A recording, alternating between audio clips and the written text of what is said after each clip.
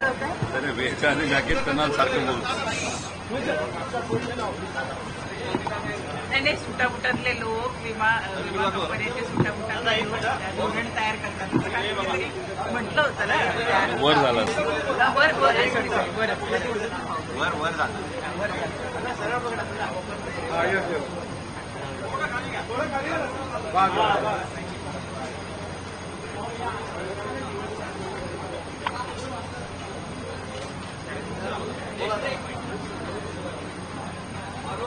मला असं कळतंय काल आपल्या राज्याचे मिस्टर जॅकेट मंत्री जे रोज सकाळी उठल्यापासून संध्याकाळपर्यंत सकाळी दुपारी संध्याकाळी कुठलं जॅकेट घालायचं, कुठल्या रंगाचं जॅकेट घालायचं याचा विचार जास्त करतात, पण त्यांना शेतकऱ्याचा फाटका सदरा हा मात्र दुर्दैवाने त्या ठिकाणी दिसत नाही. काल त्यांना मीडियाने विचारलं की रोहित पवारांनी आपल्याबद्दल आणि खास करून विम्याची जी पॉलिसी आहे, नवीन पॉलिसी, त्याच्याबद्दल काही बदल जे सरकारने केलेले आहेत त्या बदलामुळे शेतकऱ्याचं नुकसान होईल. त्यावेळेस त्यांनी उत्तर देत असताना थातुरमातुर उत्तर दिलं की रोहित पवार जे बोलतील त्याच्यावर पॉलिसी बनत नसतात. खरं तर आश्चर्य वाटतं, त्यांनी टेक्निकल उत्तर द्यायला पाहिजे होतं थातुरमातुर उत्तर देण्यापेक्षा.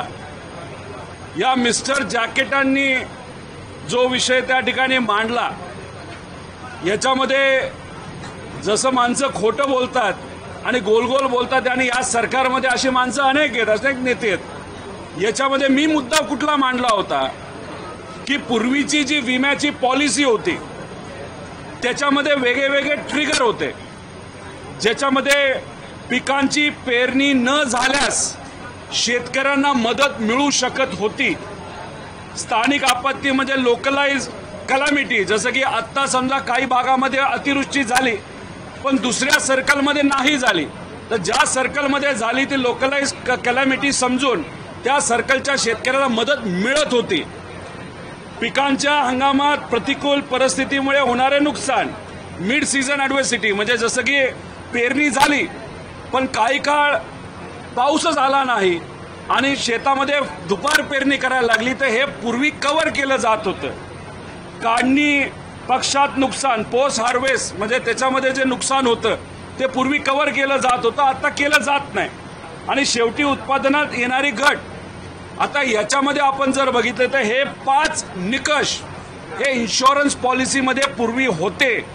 दुर्दैव असं या सरकारने रात्रीतच GR चेंज केला.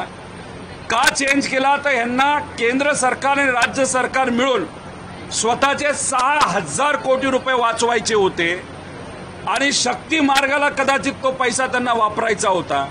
आणि याच्यामध्ये एकच निकष राहिला, ते म्हणजे पीक काढणी प्रयोगामध्ये येणारी तफावत. म्हणजे हे बाकीचे 4 विषय काढून टाकले. म्हणजे आता शेतकऱ्याचं जे नुकसान झालेलं आहे त्याच्यामध्ये शेतकऱ्याला दुर्दैवाने कुठलीही मदत मिळली जाणार नाही. आणि नवीन विमा पॉलिसी आणल्यामुळे आणि राज्य सरकारचे केंद्र सरकारचे पैसे वाचवावेत म्हणून सामान्य शेतकऱ्याला 2,000 कोटी रुपये हे विम्याचं प्रीमियम म्हणून तिथं भरावे लागणार आहेत. आणि हे जे काही ट्रिगर जे सरकारने काढलेत त्याचा जर अभ्यास आपण केला, 2024ला 2700 कोटी रुपये हे विमा कंपन्याकडनं शेतकऱ्याला मिळाले होते. आणि जे ट्रिगर काढलेत त्याच्यामध्ये शेतकऱ्याला 2,000 कोटी रुपये मिळाले होते. आणि फक्त 700 कोटी जो ट्रिगर ठेवलाय, म्हणजे ज्याच्यामध्ये कापणी प्रयोगामध्ये येणारा फरक, त्यात फक्त 700 कोटी रुपये हे शेतकऱ्याला मिळाले होते. म्हणजे सगळ्यात जास्त पैसा शेतकऱ्याला भरपाई म्हणून ज्याच्यामध्ये मिळतो तेच निकष हे या इन्शुरन्स कंपनीमधून काढलेले. म्हणजे इन्शुरन्स कंपनीचा सुद्धा फायदा हा व्हावा यासाठी मिस्टर जॅकेट हे प्रयत्न करत आहेत आणि हे सरकार दुर्दैवाने त्या ठिकाणी प्रयत्न करत आहेत.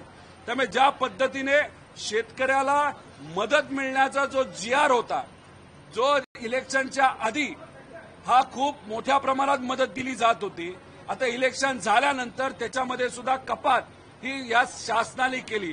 त्यात तर तुम्ही कपात केलीच आणि विम्यामध्ये सुद्धा या शेतकऱ्याला बऱ्यापैकी वंचित तुम्ही ठेवणार आहात.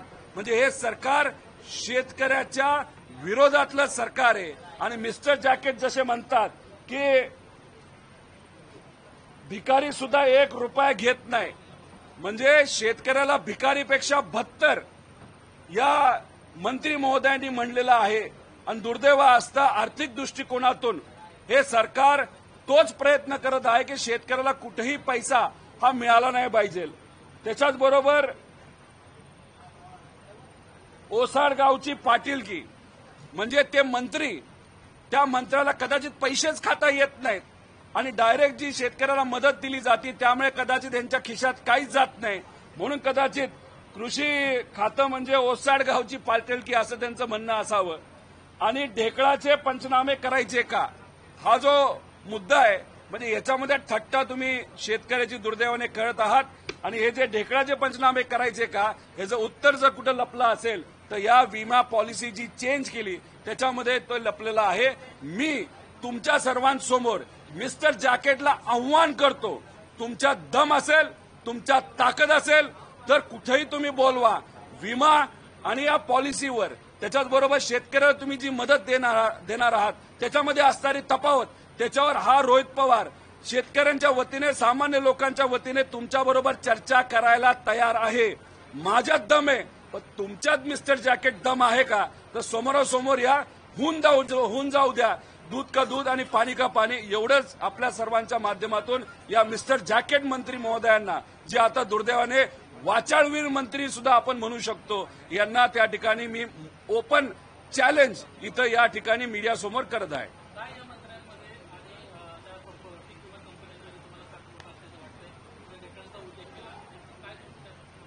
हे बघा, 2024च्या पॉलिसीच्या अंतर्गत सगळ्यात जास्त मदत शेतकऱ्याला, त्या 2700 कोटी विमा कंपनी जे शेतकऱ्यांना दिले होते त्याच्यामध्ये 5 निकषापैकी 4 निकषामध्ये 2000 कोटी रुपये हे विमा कंपनीला, हे तिथं शेतकऱ्याला द्यावे लागले होते. आणि तेच महत्वाचे 4 निकष आता या सरकारने काढून टाकलेले आहेत.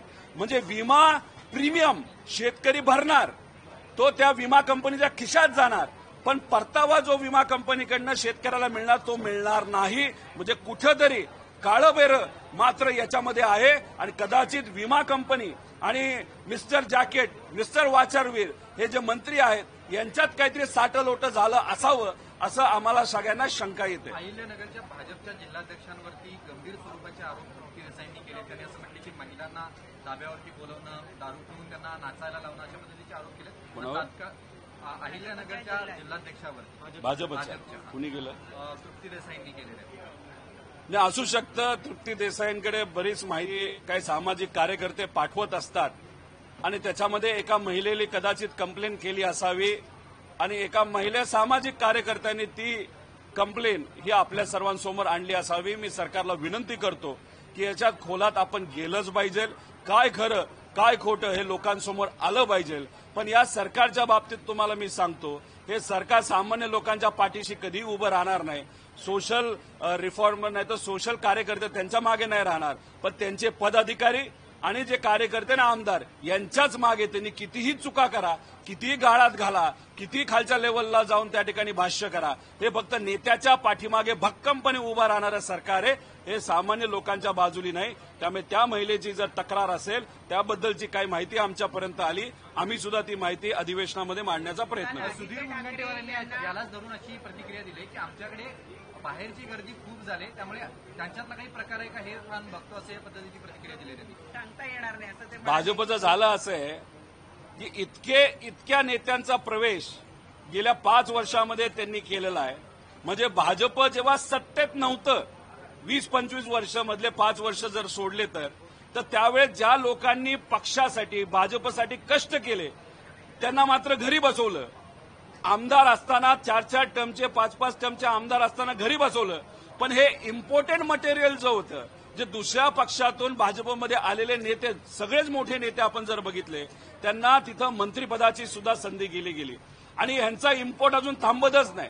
मग कुठेतरी भाजप पार ओढून सांगते की आमच्याकडे नेते नाहीत, आम्हाला काँग्रेस, राष्ट्रवादी, शरदचंद्र पवार असे इतर पक्षातून नेते हे इम्पोर्ट करावे लागतात. त्यामुळे मुनगंटीवार साहेब जे बोलतात ते प्रामाणिक सामान्य भाजपचे कार्यकर्ते ज्यांनी त्यांचं आयुष्य मोजलं, त्या ठिकाणी तिथं आयुष्य या पक्षासाठी दिलं, तरी सुद्धा त्यांच्यावर तिथं अन्याय होतो. कदाचित मुनगंटीवार साहेब त्या अनुषंगाने बोलत असतील. ते इतके अभ्यासू असताना सुद्धा दुर्दैव असं की इतकी गर्दी या सरकारमध्ये बाहेरच्या लोकांची झाली की मुनगंटीवार साहेबांना अभ्यासू असताना सुद्धा त्यांना मंत्रिपदाची संधी त्या ठिकाणी देण्यात आलेली नाही. दिशा सालियन प्रकरणामध्ये काल कोर्टामध्ये राज्य शासनाच्याच वकिलांनी असं सांगितलेलं आहे की आदित्य ठाकरे यांचा त्याच्यामध्ये काही संबंध असल्याचं दिसून येत नाही. दिशा सालियनच्या वडिलांनी जी नव्यानं पिटिशन केलेली होती कोर्टामध्ये त्याचं उत्तर देत असताना सरकारी वकिलांच्या वतीनं हे उत्तर देण्यात आलं. काही भाजपचे नेते मंत्री, शिंदे साहेबांच्या पक्षाचे नेते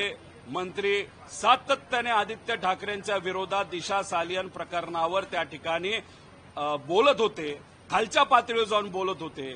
आता त्यांच्याकडे दोन संधी आहेत.